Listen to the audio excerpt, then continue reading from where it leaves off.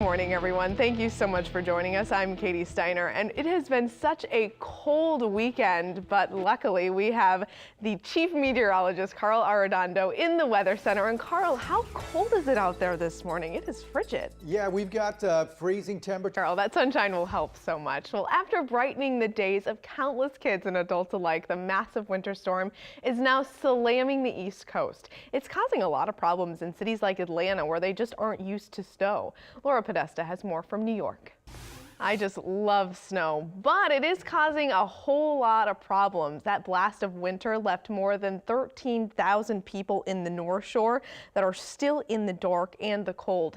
Entergy says that at the peak of the outage, more than 72,000 Louisiana customers were without power, and most of those customers had their power restored as of this morning. Entergy says that restoration work will continue into late today for the hardest hit areas. And court officials say a federal judge here in Louisiana has died just days before he was supposed to hear the trial of a private investigator accused of trying to get President Donald Trump's tax returns illegally during the presidential campaign.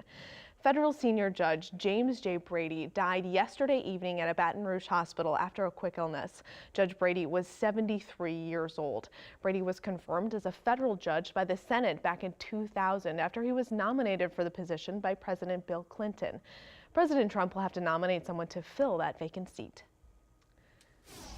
And former Louisiana Governor Kathleen Blanco is asking for your prayers in this morning's edition of the New Orleans Advocate newspaper. Blanco wrote the letter to citizens of Louisiana, reminding us of her rare battle with a rare cancer of the eye back in 2011. Well, now she says that melanoma has invaded her liver, and she's in a fight for her life. Blanco was elected to the Louisiana House of Representatives in 1984 and then served as governor from 2004 to 2008.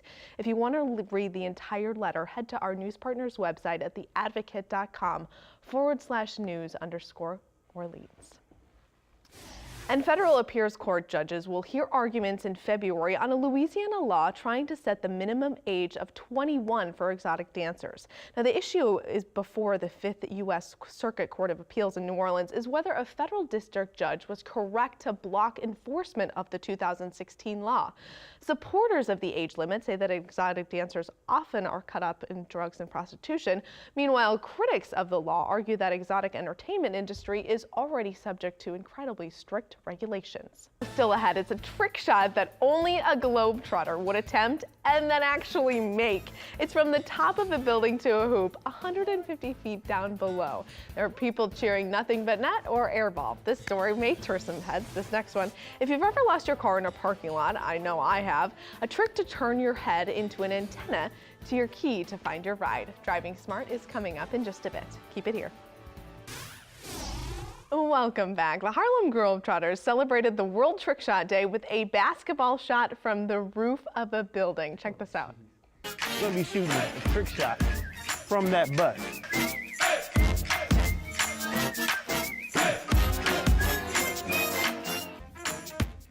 What? Oh my gosh, one of the Globetrotters leaned out of the window of a parked bus on the roof of an art museum, shot the ball through the hoop on the street below. Holy smokes! That is just crazy. Wow, that makes me incredibly uncomfortable. Wow. The fact that he made that. Yeah. Wow. I wonder how many Holy I wonder how many smokes. shots it took him to do that, though. I would not want to be in that bus. No, Did no. you see how that was? Yep.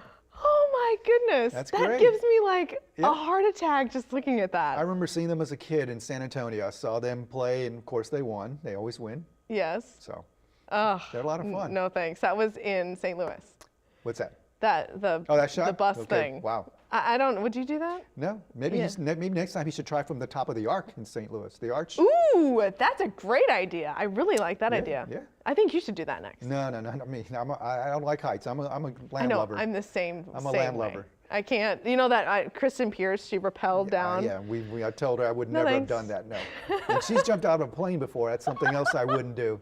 Yeah, we'll keep that to the professionals. Yes. Yeah. And you know, I was talking about professionals. It's a nice day to be outside You're for a professional anybody. weather person. No, yeah. Well, Yeah, I've been called meteorologist. otherwise, I think. I've been called otherwise. Well, we all know you're a professional. Welcome back. Do you always forget what side your fuel door is on when you're pulling into the gas station, or what to do when your windows won't stop fogging up? In most cases, there's a common sense car hack for that. So in this week's segment of Driving Smart, Mark Schmidt shows us a few things that can make driving a little better.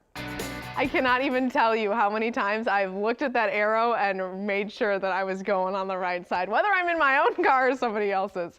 For the latest on car news, shopping, service, and more, visit cars.com/TV for more information. And we have a lot more coming up in the next half hour of the Eyewitness Morning News. If you're watching us right now in your warm bed, well, you're a lot luckier than some of the residents all over the area. The winter blast knocked out power and hasn't been restored to some areas. Duke Carter has a report on how people are dealing with the cold temperatures. And we are heading into the kitchen this morning to talk about bread, breakfast pastries, and Louisiana entrepreneurship coming up to the Southern Food and Beverage Museum. That's a sad-looking sky cam out there. Wow. It's like, yeah, it's all bright. I'm looking at over here. I don't know, the sun, or I don't know, it's not, the iris needs to be adjusted on that camera shot. That's okay, but it's a little cold out there, and not a good day to not have your heater working, Carl. No, that's it's right. It's a little concerning. Yeah, because, you know, it is cold out there in the morning hours, the afternoon. The next several mornings still going to be on the cold side, yes. Yeah. Yes. And poor Carl doesn't have his heat working. Yeah, I have a little break in my heater, yeah. So did you snuggle up with your covers this morning? I had the beanie on, I had sweatshirts, you know, hoodie on, yes. So hopefully that'll get repaired soon. I'm sure it will. Yes, hopefully. I hope so. Fingers crossed, Carl. Well, the snow system passed through on Friday, but a lot of people on the North Shore are still without power. So according to Entergy's outage map, more than 13,000 customers in Tangipahoa Parish are starting their day off in the dark and the cold. The power company says that their crews are working as fast as possible to get it back on. Duke Carter caught up with residents who are staying warm the best they can. Those updated numbers this morning are 13,000 North Shore customers are in the dark and the cold right now. Here's a live look at Entergy's power outages map. You can see a lot of red in Tangipahoa Parish. Entergy says at the peak of the outage, more than 72,000 Louisiana customers were without power. Now, most of those customers have got their power back as of this morning. Entergy says that work is going to continue into late today, trying to get power back up. And for so many people without power, the warming shelter in St. Tammany Parish will stay open. This morning, the temperatures are continuing to dip, and the shelter is at the Giving Hope Retreat Center in the New Orleans Mission on Highway 190 in Lacombe. Residents must bring their own bedding, prescriptions, and any other personal hygiene items. The warming shelter is going to stay open until tomorrow morning. And if this cold weather isn't helping you getting in the holiday spirit, thousands of Santa in various stages of intoxication in downtown New Orleans might do the trick. The annual running of the Santas kicked off yesterday afternoon with an outdoor party at the South Pole located at Manning's. The 4-block fun run started at 5:45 last night and ended at the North Pole, aka Generations Hall. Awards were given out for the best dressed Santa, and our very own Jade Cunningham was one of the judges. Other news making headlines right now in Southern California. 2 people are dead after a plane crash. A small plane crashed into a home in San Diego Saturday afternoon, and the cameras started rolling right afterwards. The victims have not been identified, and we don't know if the 2 who died were inside the plane or in the house. The cause of that crash is under investigation. And more news this morning out of California. A raging brush fire broke out in the hills of California just outside of Los Angeles. County Fire Department officials say that the fire was about 2 to 3 acres and still growing. Now, some homes have been evacuated, and fire officials could not immediately confirm if any structures or homes had been damaged. The U.S. Forest Service officials say that the blaze was a terrain and fuel-driven fire. And we are seeing protests all over the world following President Donald Trump's decision to recognize Jerusalem as Israel's capital. In Beirut, things turned violent. Protesters were hit with tear gas and canisters and a water cannon outside of the U.S. Embassy in Beirut. The pro-Palestinian protesters continued to head to the embassy and were pulling down a security barrier outside that embassy. Now, this was the 4th day of protests across the world because of the president's decision. Now, some tips on keeping your family and your home safe from a fire during this holiday season. We have some things to check on before you deck the halls. Those details are coming up just ahead. And if you're Christmas shopping for a techie, we'll show you some of the latest and greatest technology gadgets. Do you guys have your Christmas tree up yet? I have my Charlie Brown tree. Oh, have do a you Charlie Brown tree. purposely find a Charlie Brown Yes, tree I and ordered save one. it? Yeah, I ordered one 2 years ago, and that's my Christmas tree, a Charlie Brown Wait, tree. you ordered a fake Charlie Brown tree? Yeah, you ordered a Charlie Brown tree. No, the whole point of a Charlie Brown tree is you go and you find the one that nobody wants and then you rescue no, it. No, I want the Oh my goodness. the official Charlie Brown tree with the one ornament on it. That's what I have.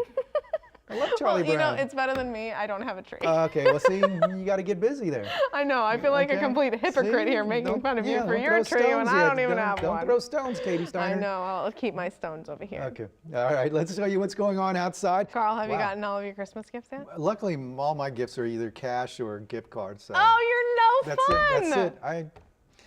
No That's fun. it. Yep. See, my husband's one of 11, Uh-huh. so we have a Oh, gosh. lot of people to Wow. shop for. I know. That's a lot of I shopping. know. Luckily, Man. I know, right? And a lot of he's oldest. He's one of the oldest, so a lot of those are young. Okay. You know, so Yeah. they're still really fun to shop for. But we all go in and then we pick names, so it's not so Okay, overwhelming. okay, yeah. So we really only That's have good. two. Do you have a limit?